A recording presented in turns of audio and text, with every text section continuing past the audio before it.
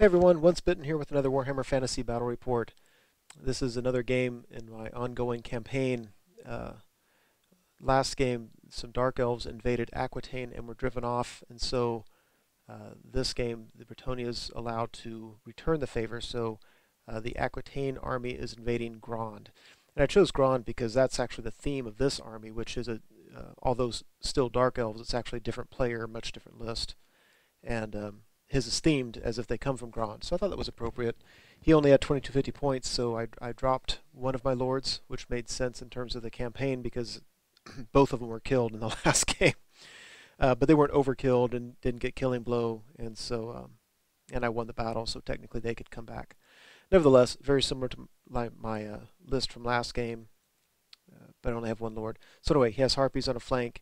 He's got crossbowmen, executioners, couple bolt throwers, big block of warriors with a spellcaster, some more repeater crossbowmen. In the woods are some blackguard. He's got a spellcaster around here and his fast cav.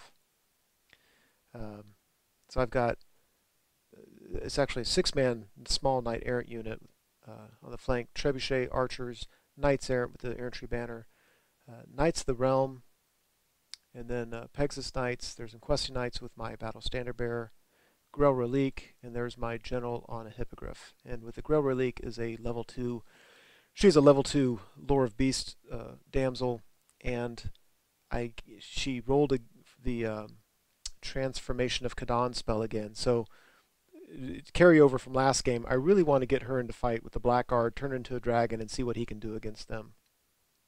So we'll see how that goes. So this is us lining up for battle. This is my Vanguard movement, his Vanguard movement, and we go to Dark Elf turn 1. So he moves his fast cav around. Those Dark Riders aren't nearly as dangerous as they seem to be in 7th edition. Otherwise, his Blackguard moves up a little bit. Otherwise, his troops actually scoot back. This is his level 4. This is on my far left flank. Moves her behind the house, and she's got a power familiar, so she still has line of sight and all that kind of cheesy stuff. Just kidding. So Brett turn 1, I move up, and obviously you can see my plan is I really want the Blackguard out of it unless it's with my Grell Relique with that damsel. You can see I moved her to the right hand side. So I'm gonna shoot at the right side of his lines and then try to double triple charge him and then work my way over from there. So that's kind of my plan. He thought I put these knights errant here to guard against the harpies. They did kind of, because it kept him from moving up farther than he did, but after that I just moved him on up, and I figured the archers could take care of the harpies. Otherwise, that's the view. My Pegasus knights, I really want to get behind his lines, but they couldn't make it there this turn anyway, so I just put their back to the house and had him facing his fast cav, so that if he moves up, if I can get an easy charge, I'll just go ahead and take that. So then the magic phase, and I get the spell off. Obviously that base is too big, so we're just saying it doesn't go that far. There was a miscast involved, so she took a wound, and the Grell Relique, lost some men. So the dangerous thing is if this dragon takes another wound and she gets turned back into a mage, she's gonna die. So that's a little bit dangerous, but the plan is to get them into the Blackguard. It looks like they're far away. It's not that bad. I think I need to roll a 7. And so odds are I should be able to get that charge with the Grell Relique, and that would carry the dragon with it, because she's still attached to that unit. And she's not so close to the Questing Knights as this picture shows. So that's not my dragon either. I'd borrowed this one from the store. So drop a rock on the executioners, made them much more manageable. Very happy about that.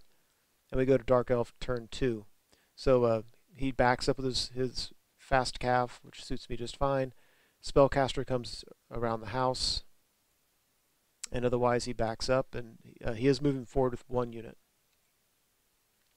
So now his magic and shooting starts picking off a couple knights. That token by the Knights of the Realm just means one of their stats is down a couple, whatever.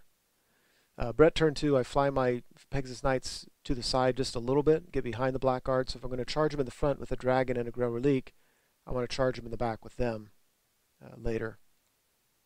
But what happened was I declared the charge and I rolled nothing. I needed a 7, I rolled a 2 and a 1. So the plan was to go into the Grail Relique and the Dragon this turn, and next turn take the Pegasus Knights in when they could, and that kind of failed. A problem I'm having now is that during Dark Elf turn 2, he shot at the dragon and put another wound on it. So now I'm worried about him dispelling it. And yeah, I really wanted to get that thing in combat this turn, but it wasn't to be. Also, we figured my Questing Knights couldn't make it into that fight that the Knights Errant are in because they couldn't get around that monument, which was just poor position on my part. So I charged the Battle Standard Bearer out, the Knights Errant, and the Knights of the Realm, all at that unit of warriors, and I failed 2 out of the 3 charges. And I didn't need to roll high to get any of them. I think I needed a 6, and just failed it with 2 out of 3. Harpies fly around, so I reform my bowmen and shoot at them and don't do any wounds. And then this says Brett too, so it was either during my phase he dispelled that because she couldn't cast and she was the only spellcaster I had, and so he just used all his dispel dice and got rid of that spell. So I'm really thinking that 2 mages is the way to go. So we get into this fight. I kill next to nothing with all my attacks, and the game very quickly looks very bad because now I'm kind of bottlenecked. I can't really do much with my other knights. And now it's his turn. He's going to get a flank charge and all that. So missing 2 out of 3 of those charges really hurt. I really expected to get a couple units in there, do a bunch of wounds, and maybe break them, maybe not, but certainly be a lot better off than I am this way.